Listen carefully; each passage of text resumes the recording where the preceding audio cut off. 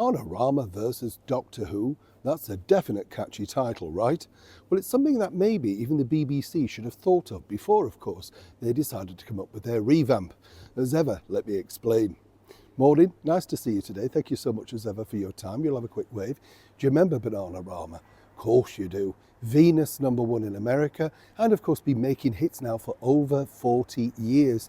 The girls still look sensational, by the way, and only last month they did a series of sellout shows at the world famous London Palladium. But the girls, you know, would happily admit that their pop stardom really wasn't as manufactured at all as people like to believe. They were from the grassroots up, coming through the punk rock era, and I admired them because literally, you know, they dressed as everybody could dress, they got the clothes that you could copy, and that's what made them very accessible, along with brilliant songs and, shall we say, ever so dodgy dance routines. Many people know, of course, that now in part of their ensemble and their chief choreographer at the time was none other than the Strictly star Bruno Tonoli. And what's interesting here, he does even feature on the front cover of their Mega Smash album, Wow. Yes, only his back though, but nonetheless, he's on the cover. Now it's interesting, you see, because Bananarama, as I say, have just been celebrating a very long career. And over on BBC4, they decided to do 40 years at the BBC of Bananarama. All of their hits, Robert De Niro's Waiting, Cruel Summer, I Heard a Rumour, I Want You Back, everything is just sensational by them. A get up and make you dance sort of move, you know. They have just had the most phenomenal, really, if you like, career because they've sort of rode the trends and more importantly, still at the top of their game now. Their latest album was playlisted by Radio 2 and still selling incredibly well. And they're back on tour doing festivals and all sorts of stuff. So what's the problem with Doctor Who?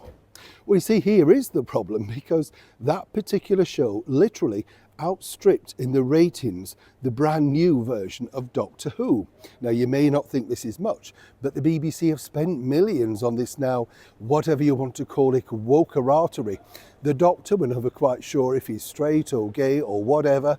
And of course, it's a brand new cast member. It's got so bad, in fact, that 2 episodes in, the first episode featuring a drag queen and a full musical theatre number, didn't resonate at all with the die-hard fans. Now, of course, they're out to get new fans. They don't want me or people that enjoyed the Daleks way back growing up, you see. Now, I've been lucky enough to meet lots of the Doctors along the way, including Peter Davison, Sylvester McCoy, David Tennant.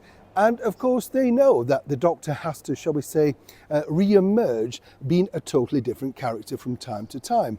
But this simple show that they've spent millions on is truly now bombing. So much so, the BBC are going to find it a very hard sell to sell internationally around the world.